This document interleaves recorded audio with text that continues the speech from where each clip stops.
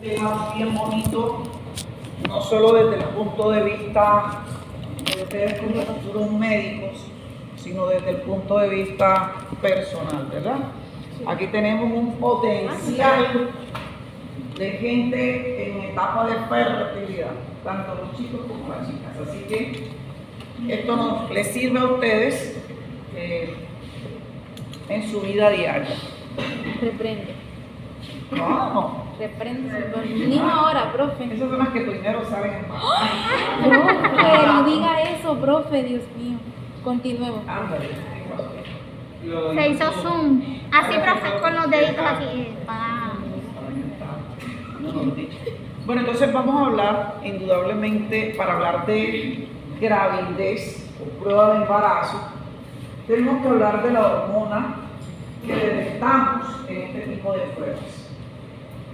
Normalmente, la hormona que buscamos en las pruebas de embarazo o gravidez es la famosa hormona HCG, también conocida como hormona gonadotropina coriónica humana. Humana porque hay ciertas especies animales que también tienen la hormona gonadotropina, ¿sí? Entonces por eso hacemos la salvedad que es en nosotros los humanos. Esta hormona gonadotropina coriónica humana no es exclusiva de embarazo.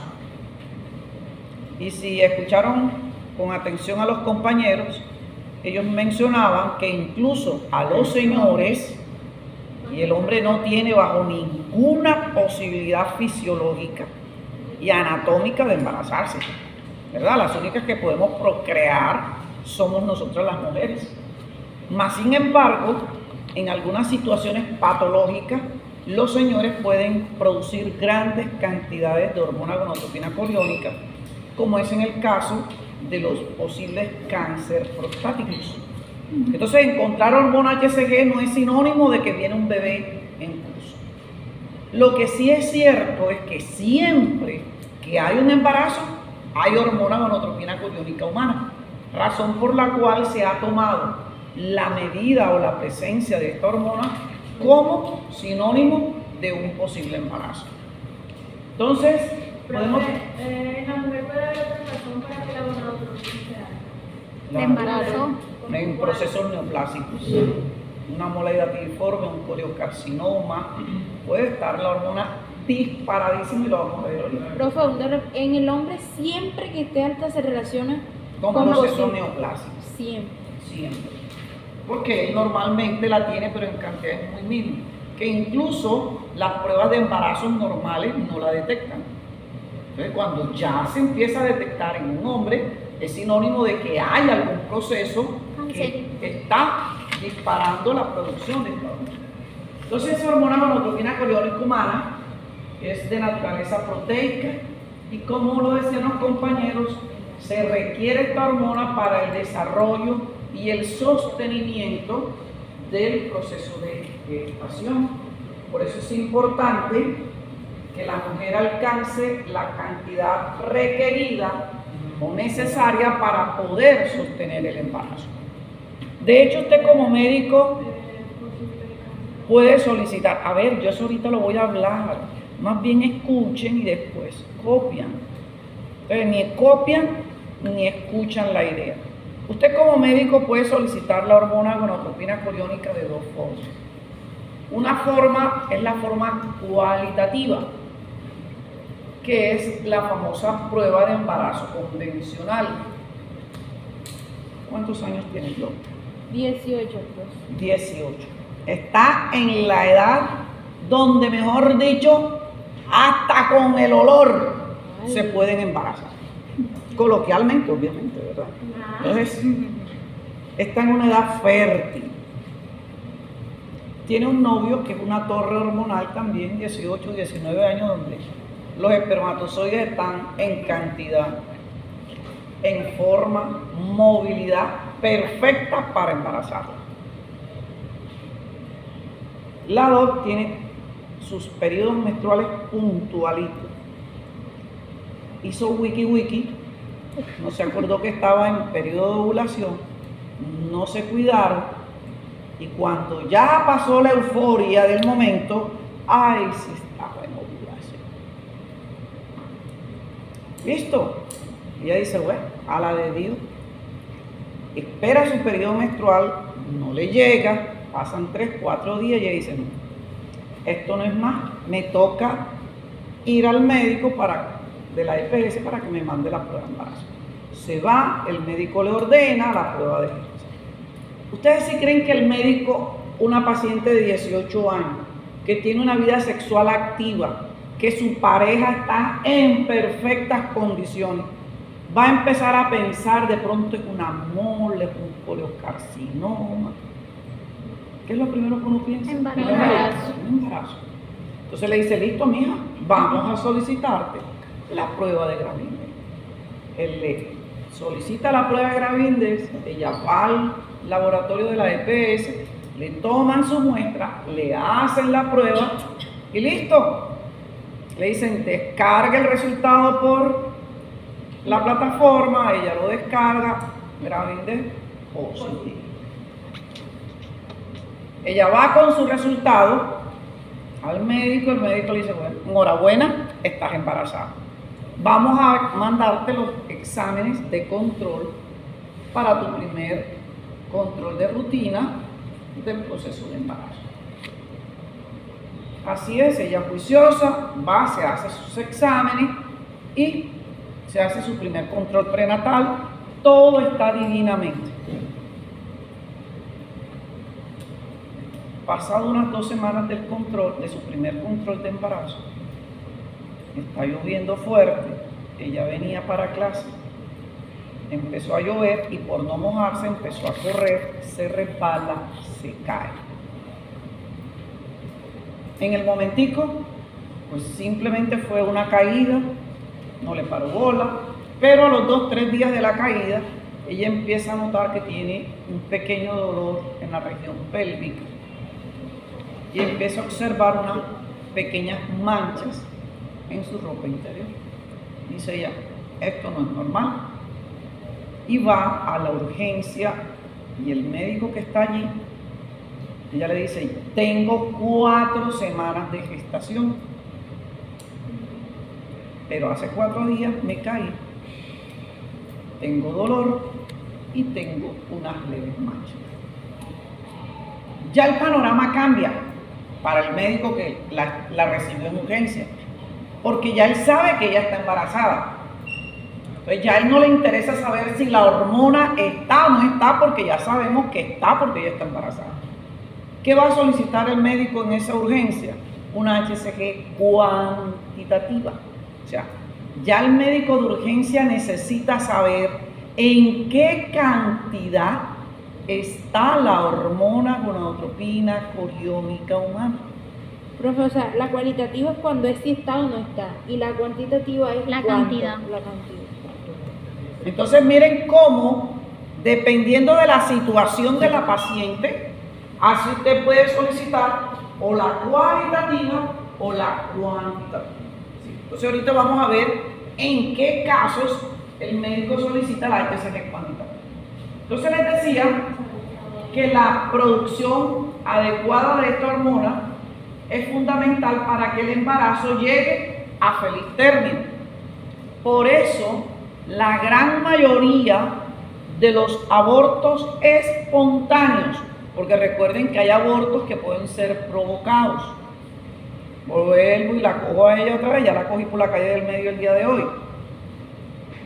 Hizo wiki estando en periodo de ovulación. La prueba cualitativa, gravidez normalito, le dio positivo. Ella le dice a su pareja, dice, no, imagina, tercer semestre llego yo a mi casa con que estoy embarazada, hasta aquí llegó medicina. Mi papá, mi mamá no me van a dar estudios. Yo no me voy a arriesgar. Y llega al punto más trágico y es decir, yo me voy a practicar un aborto. O sea, es interrumpir. No de manera espontánea como pasó cuando ella se cayó, que allí lo primero que el médico piensa, tras una caída, un dolor, un leve sangrado, lo primero que el médico pensó en ¿qué? En una amenaza de aborto. Pero fue accidental, no fue provocado. Pero cuando ya ella va a un sitio de esto para que le practiquen un aborto, ya es un aborto provocado, no es espontáneo. Entonces, por eso les digo que la mayoría de los abortos espontáneos se dan en el primer trimestre del embarazo. ¿Por qué? Porque en el primer trimestre del embarazo es donde se alcanza el pico máximo de hormona gonadotropina coriónica humana para poder sostener ese feto que está en desarrollo. Entonces, normalmente la hormona HCG está formada por dos regiones o dos fracciones: la región alfa y la región beta. Hasta hace unos años atrás, las pruebas de embarazo que habían en el comercio detectaban la hormona completa, o sea, alfa más beta. Pero ¿qué sucedía con ese tipo de pruebas de embarazo que detectaban la hormona completa? Daban muchas reacciones falsas positivas. O sea, terminábamos dándole una prueba positiva de gravidez a una paciente que realmente no estaba embarazada. Las casas comerciales que elaboraban este tipo de pruebas empezaron a hacer estudios y se dieron cuenta que la región alfa de la hormona gonadotropina coriónica humana es idéntica a otras tres hormonas, como son la hormona folículo estimulante o más conocida como FSH, la hormona luteinizante o LH y la hormona tiroides estimulante más conocida como TSH. Son completamente idénticas, no varían ni siquiera en un aminoácido, igualitas. Entonces, ¿qué pasaba? Si la paciente de pronto tenía un problema de tiroides, o sea, tenía alta la TSH y se hacía la prueba de embarazo que detectaba la hormona completa, estaba positiva, no porque la paciente estuviera embarazada, sino porque la región alfa de esta hormona estaba alta porque la paciente tenía un problema de tiroides. Allí fue cuando las casas comerciales dijeron: si esta región alfa nos está dando problemas, porque obviamente a la paciente que yo le decía que estaba positiva la prueba cuando realmente no lo estaba, obviamente que iba y se quejaba al laboratorio. Usted me reportó una prueba de embarazo positiva donde yo no estoy embarazada. Entonces el problema era para los laboratorios. ¿Qué decidieron las casas comerciales? Quitar la región alfa. De tal manera que la prueba de embarazo que ustedes van a hacer dentro de un rato detecta la región beta de la hormona gonadotropina coriónica humana, que es la región específica. O sea, esta región beta es distinta para las cuatro hormonas, para la TSH, la FSH, la LH y la HCG. Entonces es una prueba específica. Y cuando ustedes compran esas pruebas de embarazo en la farmacia, porque hicieron wiki y están asustados, van a la farmacia, también detecta esto, detecta la región beta. Entonces, para concluir esta diapositiva, les decía que en el primer trimestre del embarazo, a los 3 primeros meses, es donde se alcanza el pico máximo de producción de HCG. El valor promedio en estos 3 primeros meses oscila entre 100.000 a 120.000 miliunidades internacionales por mes. Y este es lo mínimo que debe tener una mujer en estado de embarazo en sus 3 primeros meses. ¿Por qué? Porque necesitamos producir esta cantidad de hormona HCG para poder sostener el embarazo. Por eso les decía que la mayoría de los abortos espontáneos se dan en estos 3 primeros meses. La mujer no alcanza esta producción de HCG. ¿Y qué sucede? Mírenlo allí, lo dice la diapositiva. Si no se alcanzan esos niveles, ¿qué sucede? Se sale solito ese óvulo.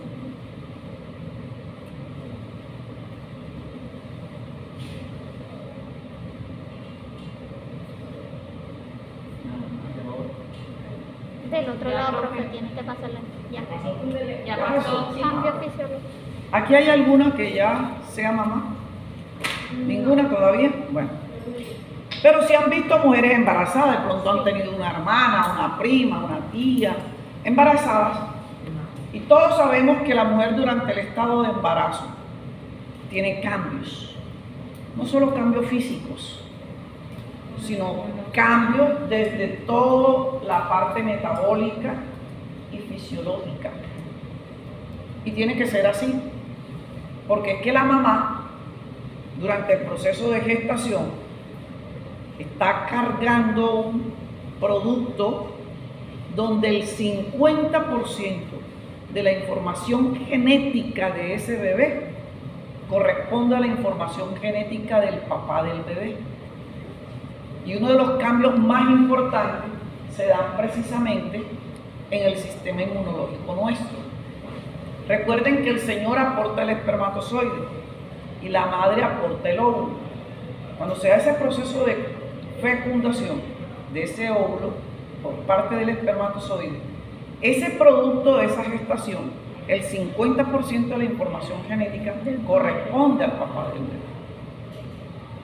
Y hemos insistido a lo largo del curso de inmunología que nuestro sistema inmunológico, todo aquello que considera extraño, lo ataca, trata de rechazarlo.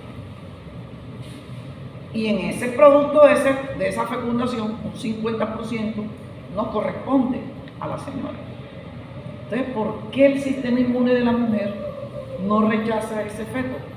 Porque precisamente hay cambios en la respuesta del sistema inmunológico de la señora, a tal punto que durante el proceso de gestación, el sistema inmunológico de la señora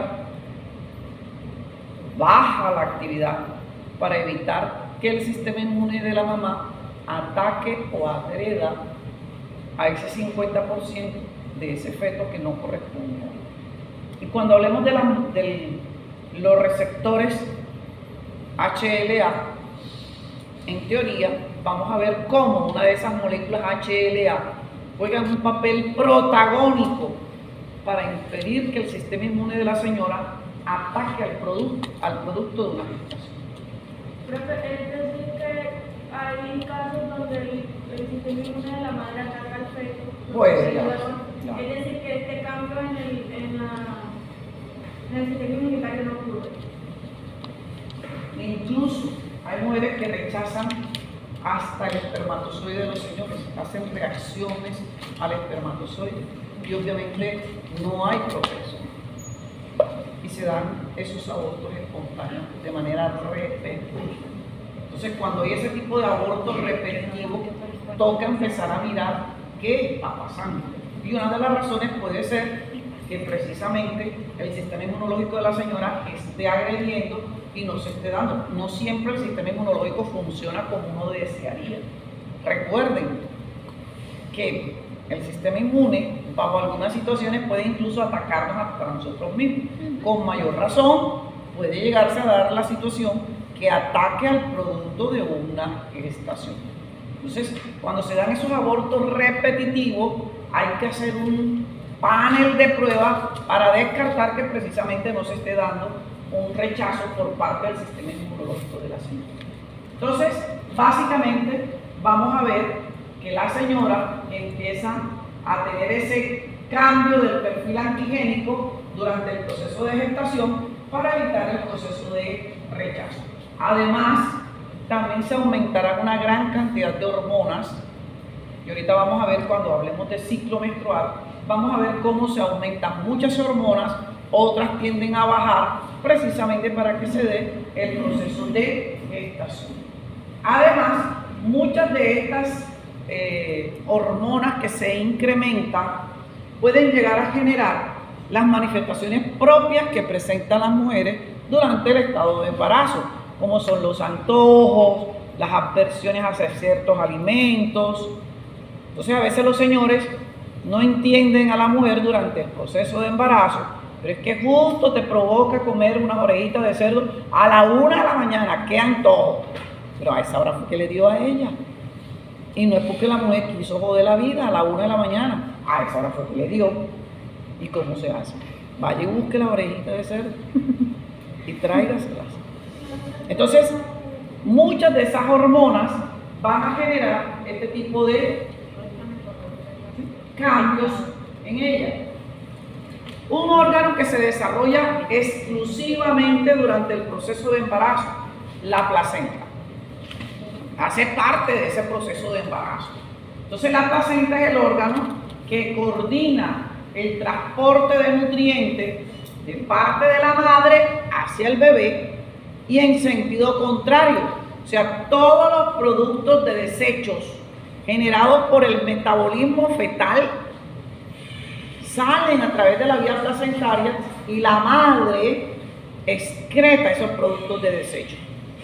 Cuando hablábamos de incompatibilidad RH entre madre y feto, ¿se acuerdan que yo les decía que en el segundo embarazo, si en el primero se había dado una incompatibilidad de RH madre-feto, el segundo embarazo ya podía empezar a tener problemas?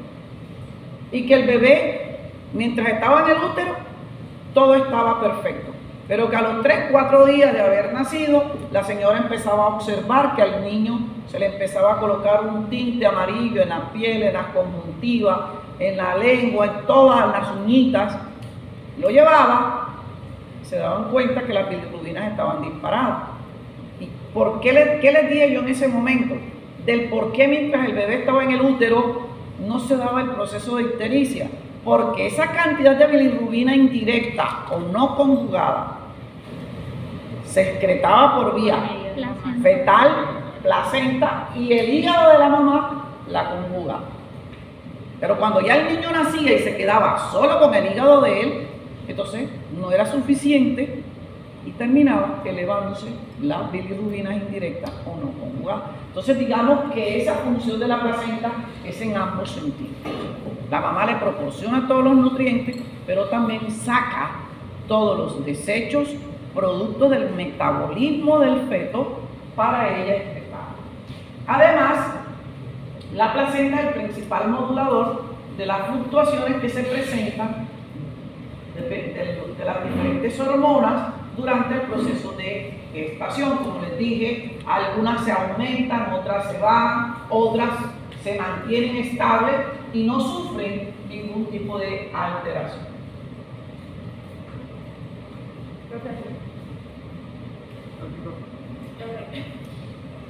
¿A dónde?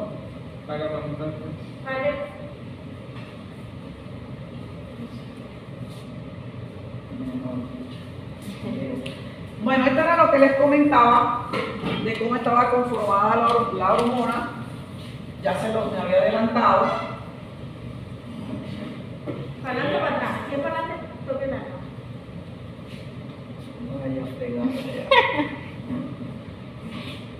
Bueno, me había adelantado estas dos. Listo. Entonces aquí tenemos, ya para continuar con esta gráfica, yo les decía que durante el primer trimestre era que alcanzábamos el pico máximo. Una vez que se cumplían estos 3 primeros meses, los niveles de HCG empezaban a disminuir de manera paulatina, de tal manera que más o menos finalizado el 8º mes de gestación, los niveles de HCG habían descendido tanto que ya prácticamente cuando la señora quiere llegar al 9º mes, los niveles de HCG son tan bajos que ahí es cuando se da el proceso de alumbramiento o de parto. ¿Sí? Entonces vemos aquí que durante la gestación la hormona gonadotropina coriónica humana se incrementa de forma inicial en las primeras 9 semanas de gestación, alcanzando en la 10ª semana valores de hasta 100.000 unidades de la hormona gonadotropina coriónica, sosteniéndose este valor entre 100.000 y 120.000 unidades. Este valor, ahorita vamos a ver que nos va a servir de punto de referencia para otro tipo de patología. Entre la 3ª y 2ª semana antes del parto, las concentraciones, como les decía aquí, disminuyen tanto que una de las teorías que se maneja de por qué se da el proceso de alumbramiento hacia los 9 meses, es porque los niveles de HCG aquí son tan bajitos que ya no logran sostener el producto de la gestación. Esa es una de las tantas teorías. Pero miren cómo hay otras hormonas, como en el caso de la progesterona, el estradiol, cuyas concentraciones, independientemente que se esté a punto de dar a luz, no se modifican, se mantienen de tal forma que como se manejaron durante todo el proceso de gestación. Acá tenemos la parte de cuando usted como médico debe solicitar la HCG cuantitativa. Como les decía, aquí les interesa a ustedes saber es en qué cantidad está para poder determinar si hay una posible amenaza de aborto o por el contrario no corre riesgo la pérdida del producto de esa gestación. Entonces miren cómo varía dependiendo del número de semanas que la paciente maneje, pues así también va a ser la cantidad de hormona gonadotropina coriónica. Estos son los valores que normalmente se manejan en las pruebas de laboratorio convencionales. Entonces, una mujer que tenga menos de 5 miliunidades internacionales por ml, el resultado va a ser negativo, allí no hay embarazo. Por eso cuando la doc se equivocó y dijo 50.000, algo así, me quedé como plop.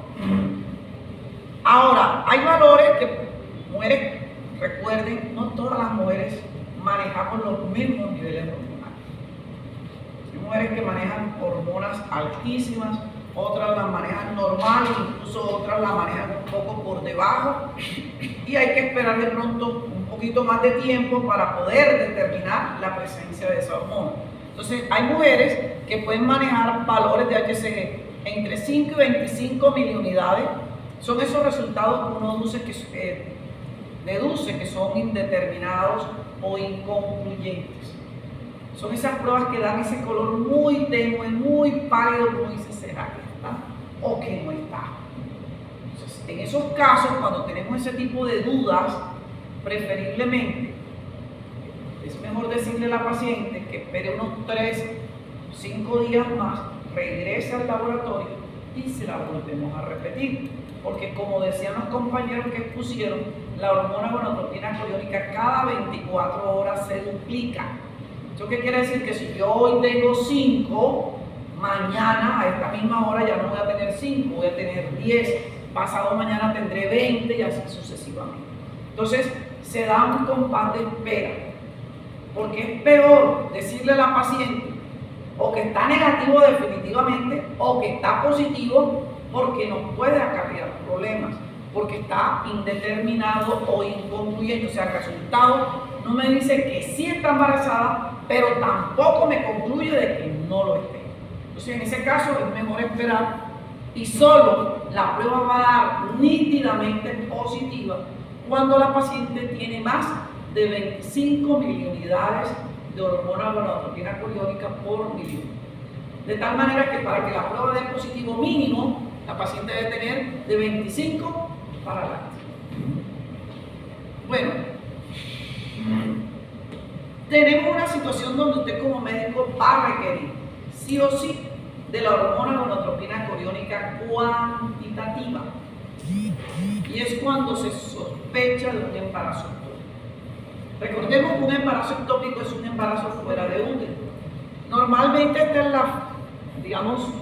la anatomía de nuestro órgano reproductor. Tenemos 2 ovarios, derecho e izquierdo, 2 trompas de falopio, derecha e izquierda, y tenemos el útero.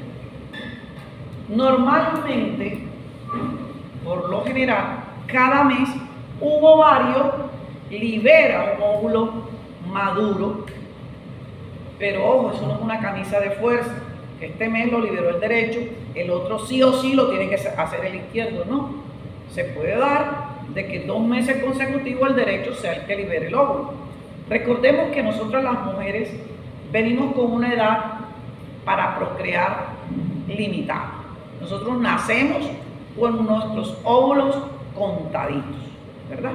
Razón por la cual cuando llegamos a la edad de los 45, 47 años, Hay mujeres que incluso hacen procesos de menopausias tempranas y ya a los 42, 43 años, que no es usual, pero se puede dar, entran en esa oleada de la premenopausia.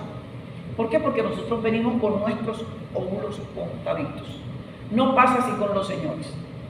Los señores, mientras estén vivos, ellos van a tener, una vez que alcanzan su etapa en la adolescencia de espermatogénesis, ellos van a seguir produciendo espermatozoides por el resto de su vida. Entonces, así que no nos extrañemos que digan que el abuelito de Petrona, de 90 años, embarazó a fulanita de tal que tiene 40. No se extrañen. Mientras el señor produzca espermatozoides, puede embarazar a cualquiera, ¿sí? Que no es usual por la edad, pero bueno, casos se han visto. Entonces, nosotras venimos limitadas. Por eso, digamos que cuando queremos vivir ese rol de ser madre, pues hay que, ya determinado momento, listo, ya estudié, hice mi especialización, ya recorrí medio mundo, entonces ahora sí ya voy a dedicarme a ser mamá, entonces ahora listo. Pero recuerda que tienes un tiempo limitado por efecto del número de óvulos con el cual nosotros contamos una vez alcanzamos la etapa del desarrollo. Normalmente, el ciclo menstrual, recuerden que tiene dos fases. Me voy a adelantar un poquito acá y luego me regreso. Yo tengo una pregunta. ¿Qué ocurre cuando se hace la ligadura de trompas? Vamos en orden y ahorita aclaramos la otra. Entonces, aquí tenemos el ciclo de ovulación. Normalmente, la mayoría de las mujeres tenemos ciclos o de 30 días o de 28, ¿verdad? Aunque algunas tienen ciclos más cortos de los 28 días. Y de pronto alguna de ustedes me dice, no doctora, a mí cada 24 días sagradamente me viene mi periodo menstrual. Es un ciclo corto, pero si te viene cada 24 días, es un ciclo regular, pero corto. Habrán otras que de pronto dicen, no, mis ciclos menstruales son de 35 días. Eso sí, sagradamente, cada 35 días me viene mi periodo menstrual. Es largo, pero es regular. Cuando hablamos de ciclos irregulares, cuando te dicen, no, a mí me viene cada 2 meses, a veces me demora hasta 6 meses para venir, me viene cada 4 meses, o sea que esa paciente ni siquiera sabe en qué momento puede estar embarazada, porque de pronto asume que no le va a venir el periodo menstrual porque es que a mí me viene cada 3 meses, y resulta que sí está embarazada.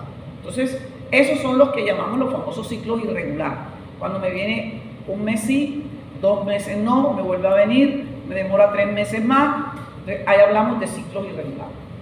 Como les decía, el ciclo menstrual tiene dos fases. La fase folicular, que es la que se da en el ovario, y la fase luteal, que es la que se da en el útero. O sea, el útero se empieza a preparar, engruesa sus paredes, se forma el famoso cuerpo lúteo o cuerpo amarillo, como quien dice, acolchona el útero para que si se da el proceso de fecundación, cuando ese óvulo fecundado, que se da normalmente, de este lado, cuando se da el proceso de fecundación, que normalmente es en trompa de falopio, cuando él empieza a bajar, se anida y allí es donde arranca el proceso de gestación normal. Entonces miren ustedes, este ciclo que está aquí en este ejemplo es de 28 días. Como es de 28 días, la mitad del ciclo sería el día 14. Lo que quiere decir que 14 días se dan ¿en dónde? Se dan en el ovario. Y los otros 14 días es donde se empieza a preparar el útero para recibir. De tal manera que una vez que se da la liberación del óvulo completamente maduro, inmediatamente arranca el proceso de maduración del siguiente óvulo del próximo mes, porque él lo libera, pero inmediatamente, recuerden que faltan todavía los 14 días de la fase luteal, pero el óvulo arranca enseguida el proceso de maduración del siguiente óvulo del próximo mes. Miren que en el pico de ovulación, la hormona que alcanza los niveles más altos es la hormona luteinizante o LH. También vemos cómo los estrógenos, en este caso está el estradiol, la progesterona, el estriol, que hacen parte de esos estrógenos. Vemos cómo la progesterona en la fase luteal es donde alcanza el pico máximo, o sea, ya a nivel de útero.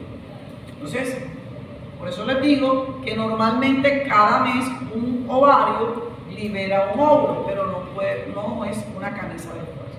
De hecho, hay mujeres que a veces sienten de qué lado están liberando el óvulo, que sienten como unas punzaditas, como si fueran un corrientazo. Si lo tienes del lado derecho, jura lo que es tu ovario derecho el que lo está liberando.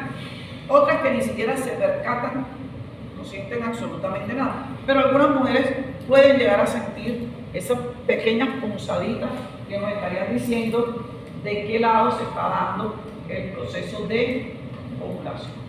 Entonces les decía que un embarazo ectópico es un embarazo fuera de útero. La gran mayoría de los embarazos ectópicos se dan en trompa de falopio. La trompa de falopio es un tejido elástico, pero como todo tejido, por más elástico que sea, cuando llega al punto máximo de tensión, se estalla. Entonces, digamos que la señora, por caprichos, ese óvulo fecundado no logró rodar y bajar hasta el útero, sino que se quedó ahí en trompa. Recuerden que cada 24 horas ese óvulo fecundado está creciendo. Y va a llegar un momento, doctora, vaya a lavarse la cara que te vas a golpear con la pared, con el mesón.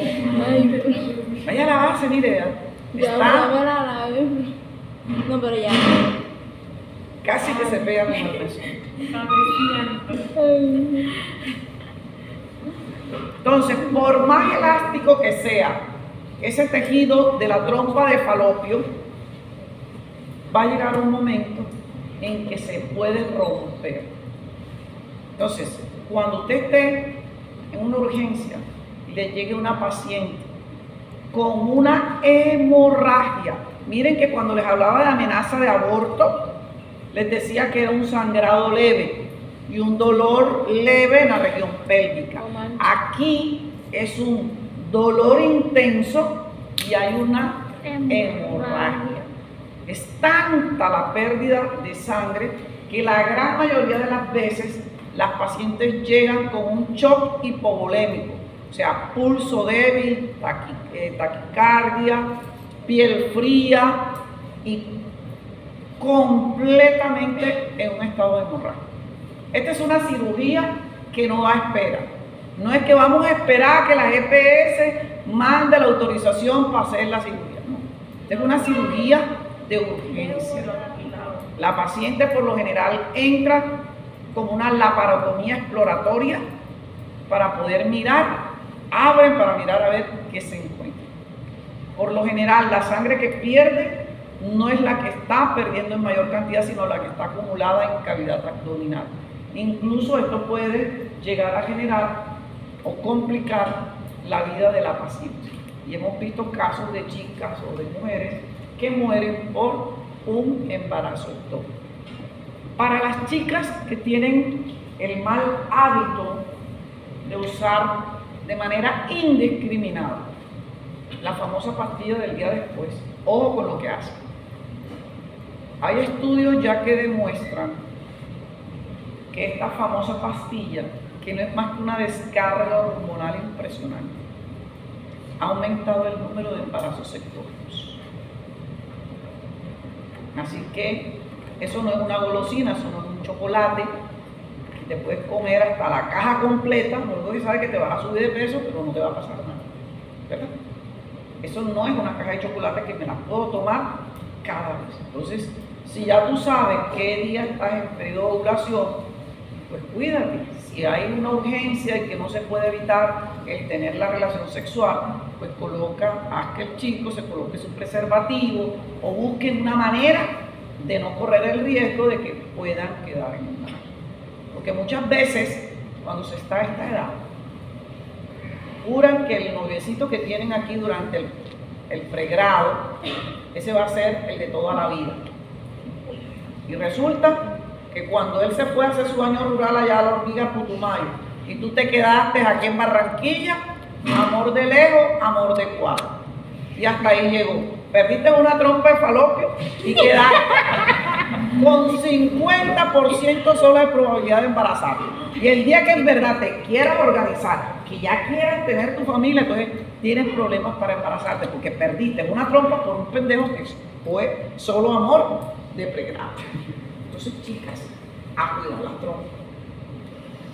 Porque una trompa perdida, esa no se recupera. Entonces, a cuidarnos. Hombre, si yo sé que tengo mi pareja, que lo más probable es que todos los días, mañana, tarde y noche, si nos provoca, lo hacemos. Cuídate. Cuídate, ya sabemos cuáles son nuestros días fértiles.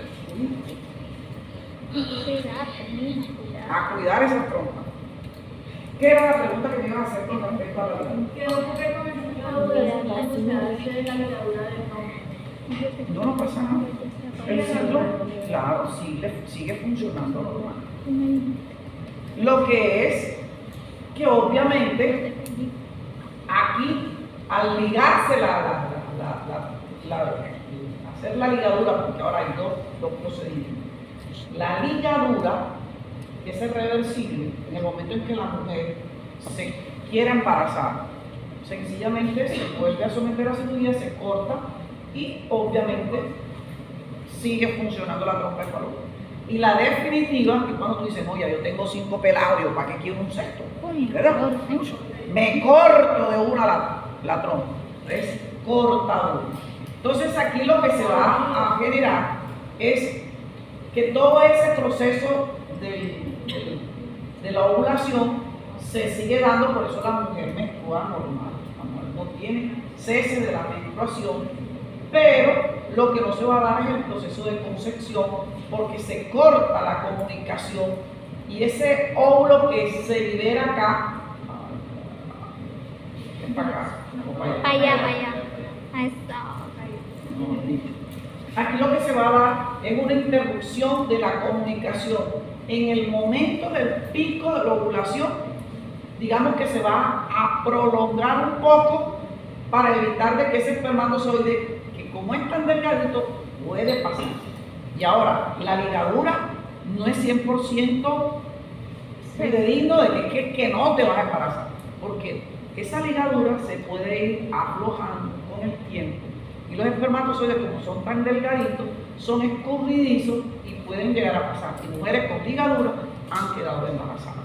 ¿Ya? Entonces digamos que lo que se posterga un poco es el proceso de liberación de ese óvulo fecundado para que se pase el tiempo, por decirlo así, de él estar fecundado. Porque el tiempo de fecundación de nuestro óvulo, una vez liberado, oscila entre 24 y 48 horas.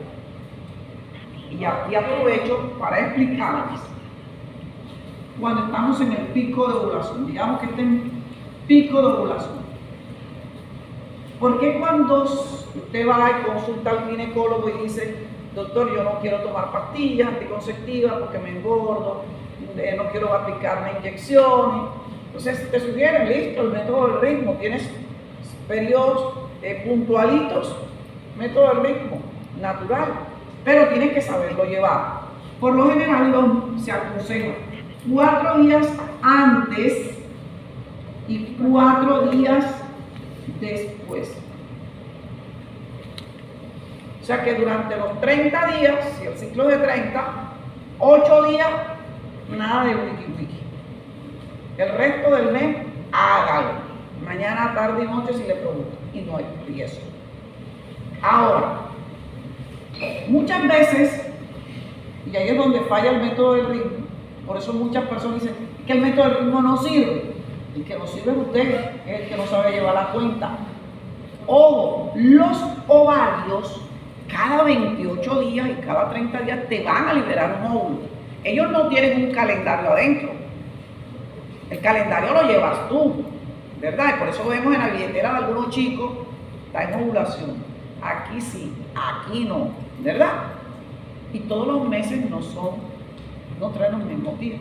Por ejemplo, octubre trae 31, pero septiembre trajo 30. 24 horas o un día pareciera que no hiciera la diferencia. En el ciclo menstrual sí hace la diferencia. Además tenemos un mes, como es febrero, que trae 28 días y cada 4 años trae 29.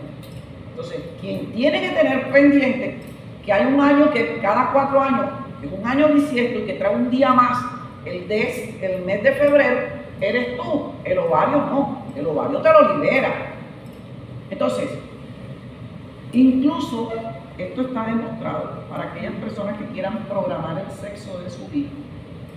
Que dice, bueno, yo quiero que mi primer hijo sea varón, o yo quiero que mi primer hijo sea niña. Listo, prográmelo. Ojo, lo puedes programar siempre y cuando tengas periodo puntual. Si tienes ciclo irregular, dite a ella porque no vas a saber al final que tuviste. Entonces, puntualito. Quien define el sexo son los señores, aunque ellos siempre nos echan las culpas a nosotros. Es que mi mujer es hembrera, como si nosotros definiéramos sexo. Nosotros por naturaleza somos XX, siempre vamos a dar origen a una niña. Quien define sexo son ellos, que son XY. Entonces, la mujer siempre va a ser XY, el hombre XY. Si el señor aporta X, obviamente una niña. Los espermatozoides X son lentos y demoran un promedio viable entre 48 a 72 horas después de haber tenido la relación sexual. Ellos no crean que ya yo terminé el wiki y ya todos los espermatozoides se salieron. No, ellos demoran entre 48 a 72 horas. Los espermatozoides Y son más rápidos y demoran entre 24 y 48 horas. Entonces, si yo les estoy diciendo que aquí hay 4 días, este es mi pico de ovulación, yo quiero tener un varón, ¿qué hago? Trato de tener la relación sexual máxime 2 días antes del pico de ovulación. ¿Por qué? Porque el espermatozoide Y es el que es rápido y es el que va a llegar rápidamente a este óvulo que se está liberando y lo va a coronar. Los X todavía vienen acá atrás rezagados. Pero si lo que quieres tener es una niña, entonces tengo 3 o 4 días antes del pico de ovulación porque él es lento. Y cuando ese óvulo venga, ya todos los Y han muerto en el recorrido y los que quedan son los espermatozoides X y son los que van a coronar el óvulo y vas a tener una niña. Ahora, ¿por qué les digo, y pasa mucho con las parejas que por primera vez están utilizando el método del ritmo? La mayoría quedan enritmados durante toda la vida. ¿Por qué? Porque entonces el pelado, el chico dice, pero si ya pasaste el día de ovulación, vamos a hacer wiki. Y la pelada también inexperta y dice, no, ya yo pasé la ovulación. Recuerden que el óvulo se liberó aquí este día, pero el óvulo ¿cuánto demora? El óvulo demora de 24 a 48 horas. Lo hiciste aquí, tuviste relaciones aquí, tu óvulo apenas viene bajando, tuviste relaciones aquí y los espermatozoides todavía están viados. O sea, tranquilamente te lo pueden coronar, o de salida o de entrada. Entonces, por eso es que los ginecólogos recomiendan que durante estos 8 días, nada de nada. Y vuelvo y repito, si la urgencia es tanta, preservativo, coito interrumpido, o busquen otra forma de que no se dé el proceso de gestación. ¿Estamos? Entonces, por eso les decía que esta clase no solo es para sus pacientes, sino también para el día a día de ustedes. Bueno, ahora, hay sitios extraños donde se podría dar un embarazo ectópico. Abdomen, no diría, pero ¿cómo? ¿Cómo se da un embarazo ectópico en abdomen? Sí, rarísimo, pero se pueden dar. Esta parte de aquí, donde está el ovario, con el inicio de la trompa de falopio, no está completamente cerrado. Entonces, tranquilamente, salió el óvulo, lo cogió el espermatozoide y en vez de subir, baja. Se acomodó aquí en la parte abdominal. Obviamente, este embarazo nunca va a llegar a término. Eso no se va a dar.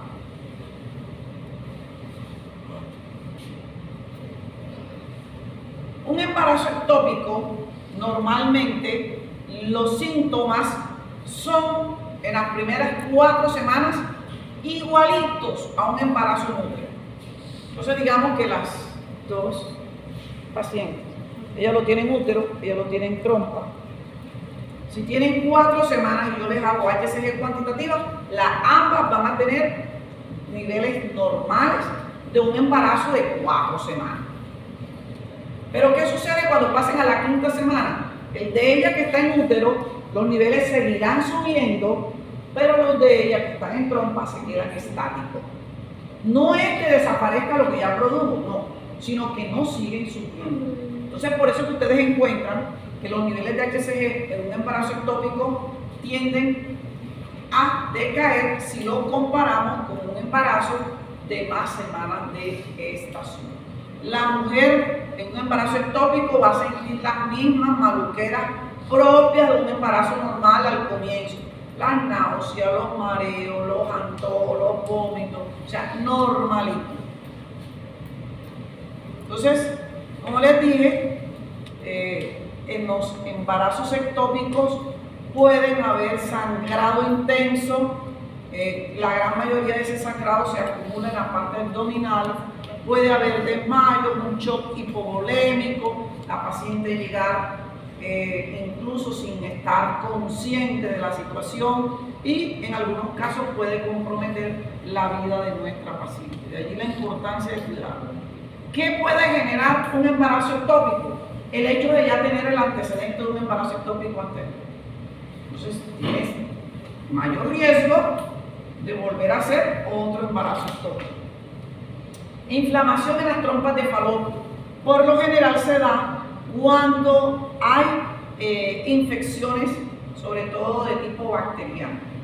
Una de las más comunes es la Neisseria gonorrea y la clamidia. Los señores cuando sufren de gonorrea, cuando sufren de gonorrea, ellos son sintomáticos. Ellos les da una fiebre altísima en las mañanas, en la punta de su pene.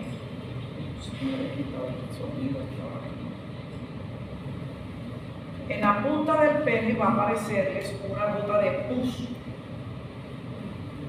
De allí se toma la muestra, hacemos una coloración de grano y vamos a encontrar diplococos gram negativos intracelulares. Y el dolor que sienten en el pene es tan intenso que he visto más de un hombre berrear, tirado en el piso de una urgencia por dolor de una infección por gonorrea.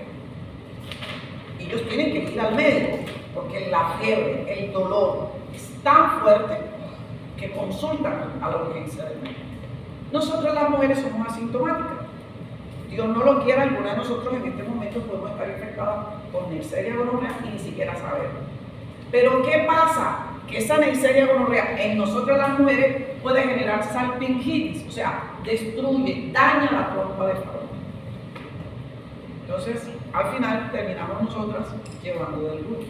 Como somos asintomáticas, no sabemos que tenemos la infección, pero nos puede dañar la trompa de falopio. Tratamientos de fertilidad.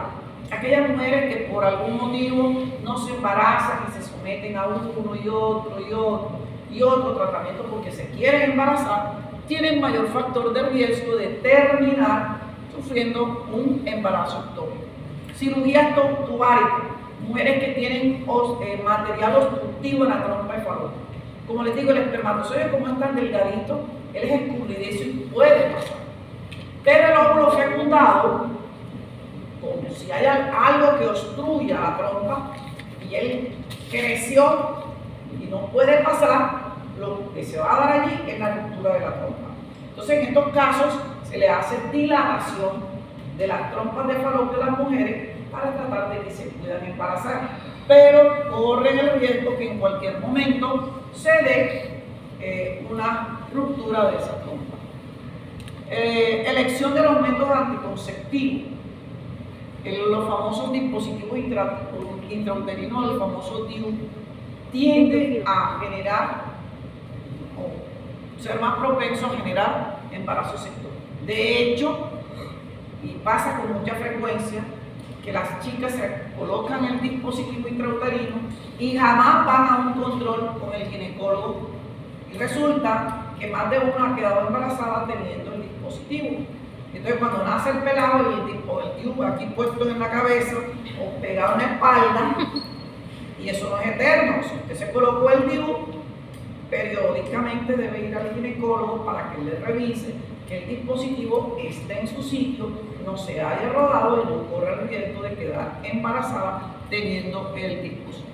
Y las famosas ligaduras de trompa.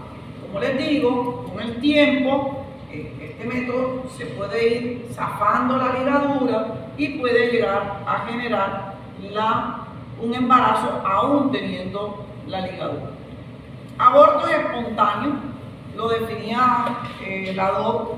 Entonces, la pérdida espontánea de un feto antes de las 20 semanas de embarazo, que es lo que llamamos aborto espontáneo. Ya cuando tiene más de 20 semanas, se llama muerte fetal. Un aborto espontáneo es un suceso que ocurre así, de manera natural, sin que sea inducido por ningún tipo de procedimientos ni médicos ni quirúrgicos. Tipos de abortos: tenemos amenaza de aborto espontáneo, el ejemplo que colocaba con la DOC, ¿verdad? De que tuvo la caída, entonces hay sangrado vaginal, pueden haber cólicos moderados a intensos, pero el cuello uterino está completamente cerrado. Entonces, en este caso, hay posibilidades altísimas, si la señora guarda reposo, que el embarazo continúe y termine a feliz término, ¿sí? Pero no pasa así con el aborto inminente. Es prácticamente la exacerbación de todas lo que se presenta en la amenaza de aborto espontáneo. Tenemos aborto espontáneo inevitable. Aquí ya no es un sangrado leve, aquí hay una hemorragia y además el cuello uterino se abre y obviamente aquí la probabilidad de que ese embarazo continúe realmente es nula. Aborto espontáneo incompleto.